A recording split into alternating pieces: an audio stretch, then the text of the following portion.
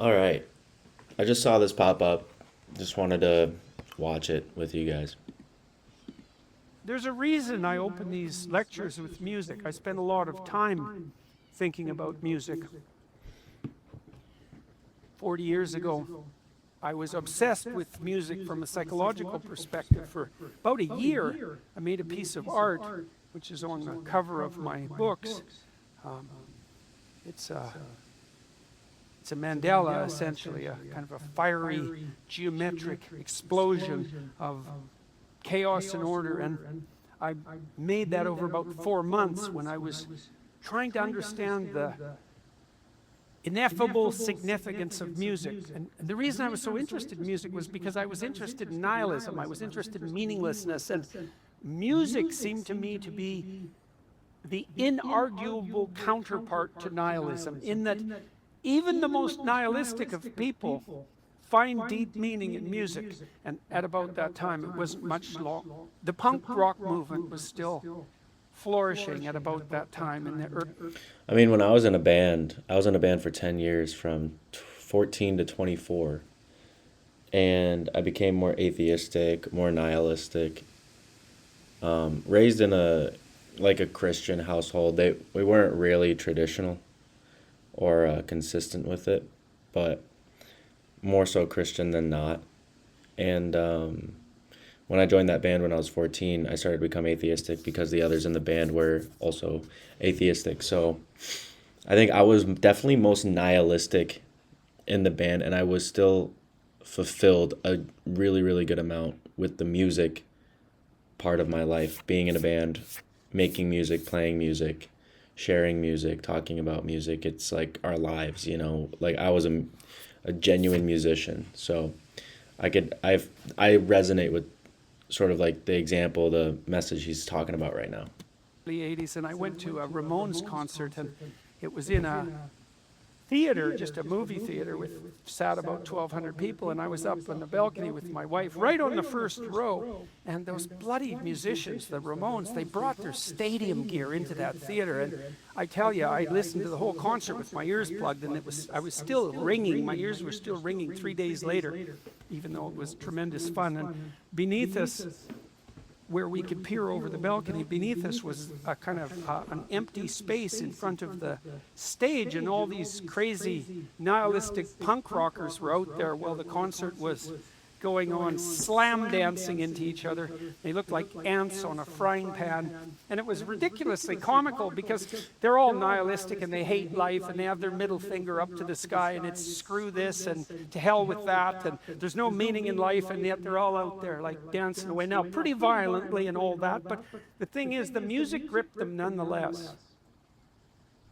And that was a great mystery to me, you know, and I started to think about music, and there is this conceit that music is a non-representational art form, because especially a piece of music without lyrics, it's hard to say what it's about. You know, like it can have a sad tone, perhaps, if it's in a minor key, and it can be cataclysmic and thunderous, or it can be puerile, like music in an elevator, which really isn't music. It's music filtered through stupidity. And But I started to try to understand what is music exactly. Well, what is music exactly? Well, it's a pattern. Pattern is something that repeats. It's a pattern with variations. It's a layered pattern with variations.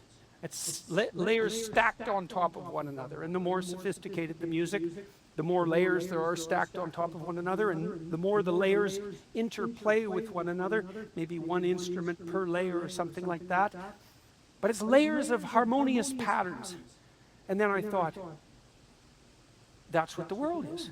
Because we think the world is a world of objects because we're implicitly atheistic, materialist, rationalists, and so we think the world is made out of self-evident objects. And by the way, it's not.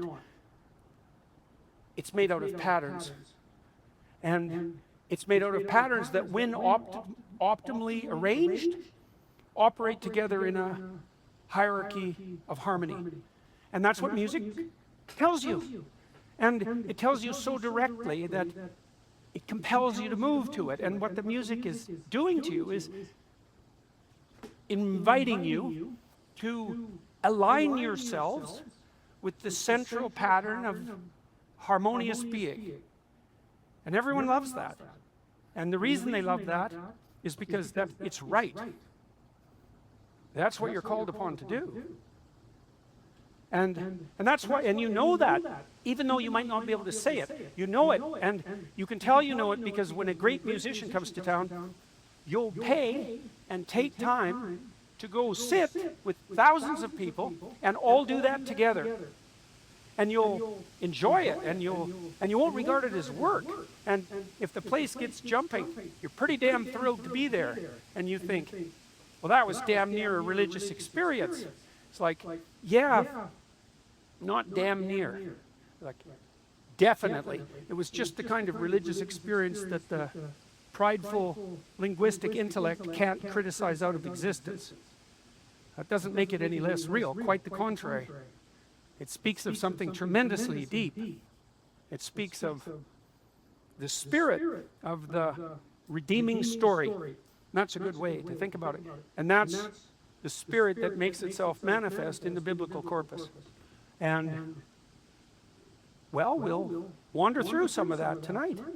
And I'll do what I can to explain some of the opening parts of that story in a way that I hope makes sense. This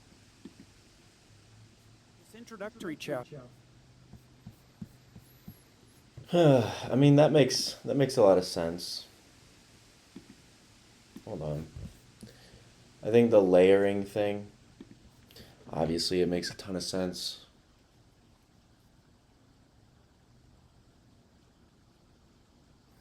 I don't know, I'm thinking about the layers of life compared to the analogy of like the layers of music, of a song. And I'm starting to think about what is the most foundational layer of life. I think it's God. I know there's a lot of very intelligent, intellectual people out there, logical people that, are atheistic and they don't believe in God.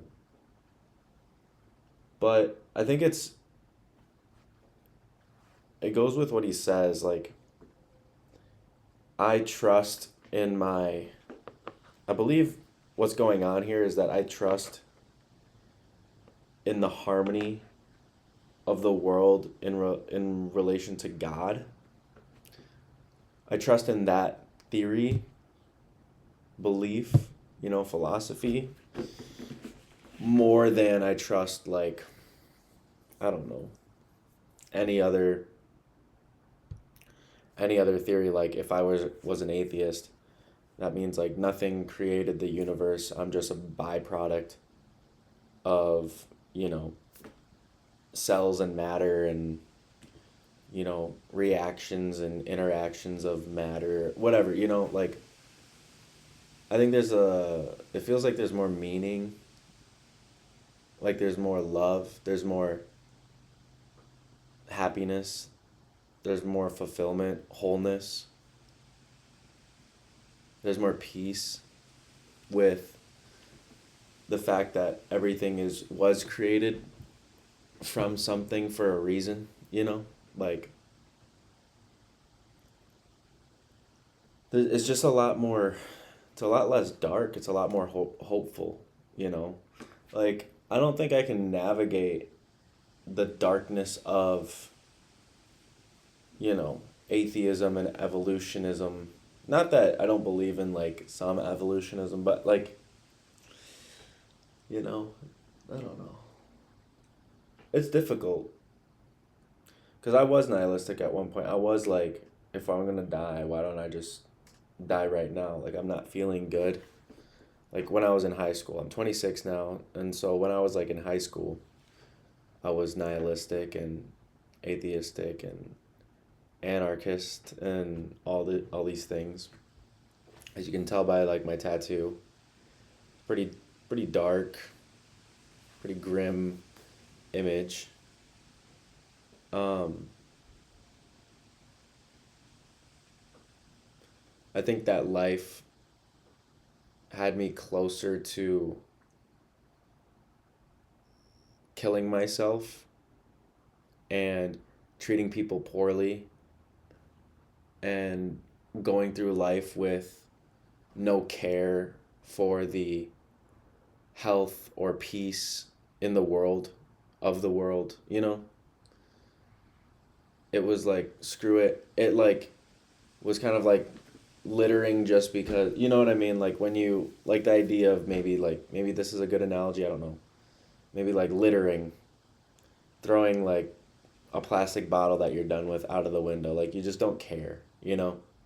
Like there's no care for the well-being. Like I feel like unethical behavior is more easily, you know, acceptable, and immoral behavior and illegal behavior, like there's just less care, you know?